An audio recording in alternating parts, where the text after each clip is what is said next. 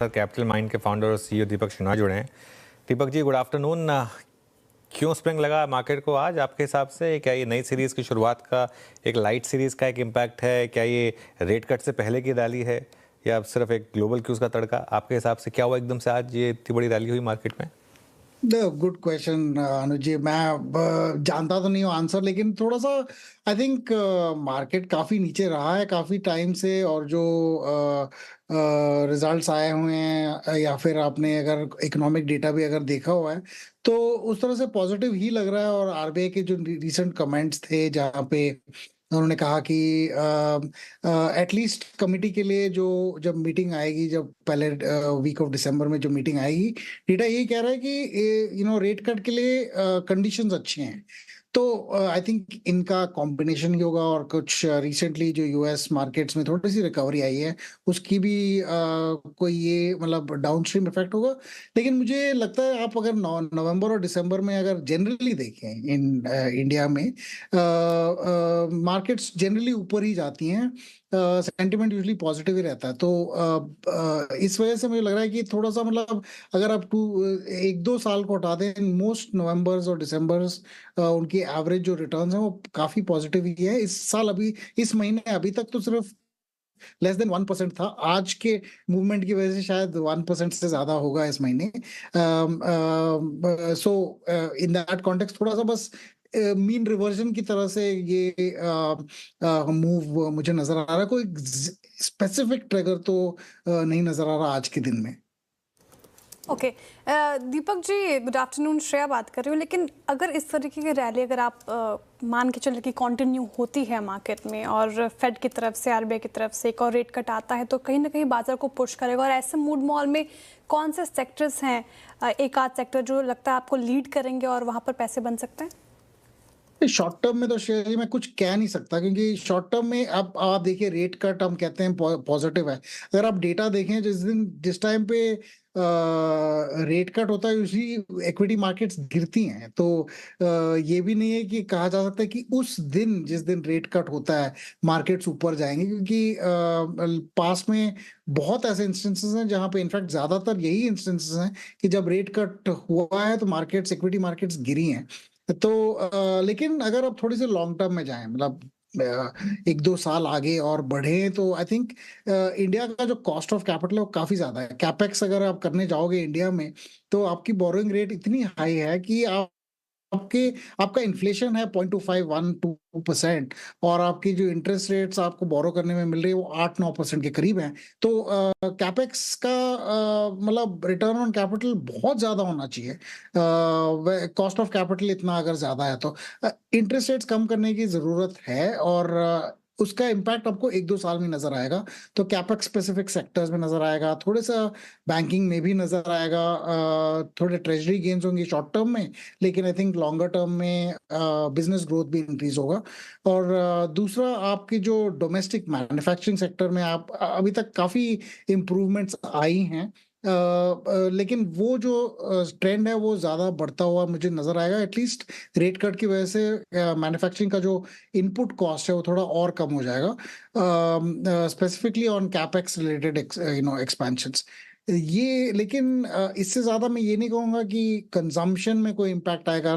हमने पिछले अगर पहले देखा भी हुआ है को जीएसटी कट की वजह से कंजम्पशन का इम्पैक्ट ज्यादा है, ना कि इंटरेस्ट रेट कम होने से।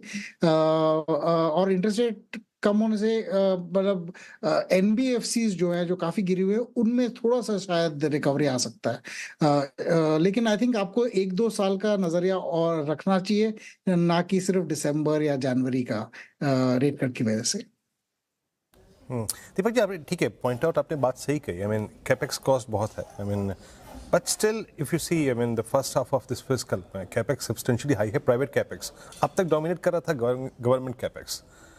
ऐसे में आप कैपिटल गुड्स पे क्या व्यू रखते हैं, जहाँ पे अर्निंग्स अच्छी थी इस बार, एग्जीक्यूशन और आउटस्टैंडिंग ऑर्डर बुक और उनके मार्जिन स्ट्रॉन्ग थे, इस पर व्यू क्या है आपका?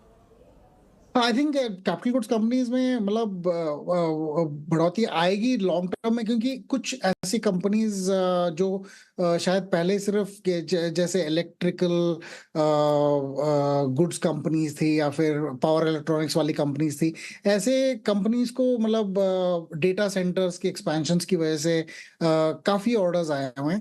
लेकिन ट्रेडिशनल जो कैपेक्स वाली कंपनी जैसे बॉयलर्स हैं, उनमें जो आई थिंक जो इंक्रीज आया हुआ है वो थोड़ा सा उनका आउटलुक अच्छा है।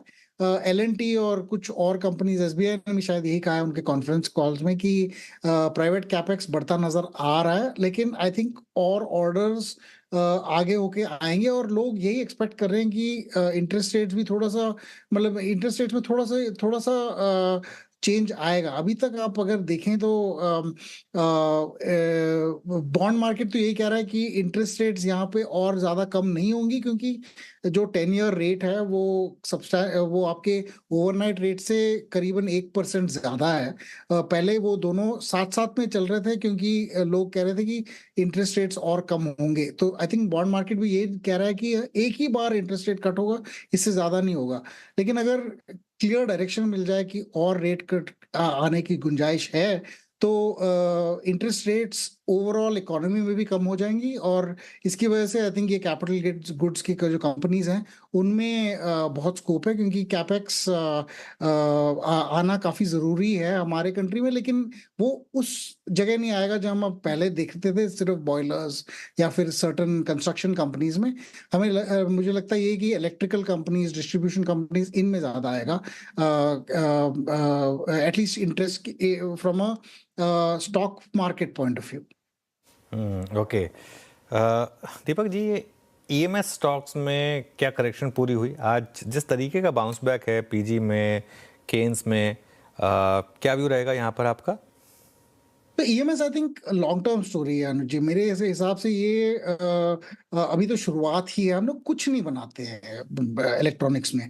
ऑलमोस्ट सारी चीजें जो इंक्लूडिंग हमारी जो LEDs हैं वो चाइना से मैन्युफैक्चर होकर आती हैं। हम कुछ यहाँ पे बनाते नहीं हैं। इसमें जो हमने स्टार्ट किया हुआ है, पहले PCB असेंबली में स्टार्ट किया था, फिर PCB मैन्युफैक्चरिंग में, फिर थोड़ा सा अभी फैब की तरफ जा रहे हैं। वो भी हम जो बनाएंगे वो बहुत छोटी, मतलब हाई एंड चिप्स नहीं बनाएंगे हम लोग। नॉर्मल वाली, मतलब कुछ जनरेशन्स पहले वाली चिप्स बनाएंगे। लेकिन ये जब जैसे जैसे हम इसकी जो स्किल सेट्स एक्वायर करते जाएंगे, तो आगे बढ़ के हम और भी रिसर्च और बेटर चिप्स और मोर स्पेसिफिक टू इंडिया वाली यूजेज जो चिप्स हैं, आई थिंक वो बनाना स्टार्ट करेंगे। उसमें आई थिंक बहुत ज्यादा स्कोप है यहाँ से। ये कंपनीज अगर इन्होंने काफी अच्छा किया है अभी तक मार्केट में, आई थिंक ये तो अभी शुरुआत है, और ऐसी कंपनीज बहुत आएंगी। और ऐसी कंपनीज से ज्यादा हम और चिप मैन्युफैक्चरर्स को देखेंगे, इनमें कंपटीशन भी आएगी। और मुझे लगता है कि ये space at least for the next decade, 10 years तक अच्छी स्पेस रहेगी। बट कौन सा प्लेयर विन करेगा ये मैं अभी कह नहीं सकता। अच्छा दीपक जी, ये डेटा सेंटर वाली कंपनी में, अब आप डेटा सेंटर की तरफ जब जाएं, जब आपके जहन में आता है तो बहुत सारी चीज़ें हैं। कुछ होते हैं प्योर प्ले ऑपरेटर्स, उसके बाद इंफ्रास्ट्रक्चर एंड इक्विपमेंट सप्लायर्स होते हैं, फिर कूलिंग एजेंट्स भी होते हैं, for instance BP and Castrol. आप डेटा सेंटर थीम में क्या पिक कर रहे हैं? मतलब आपका झुकाव किस तरफ है? तो एक चीज जरूर है वीरू जी की ये एक, वो कहते हैं कि जब सोने के लिए, जब गोल्ड रश होता है, तो जो आदमी पिक एक्सेस या जो टूल्स बेचते हैं, वही सबसे ज्यादा पैसा बनाते हैं।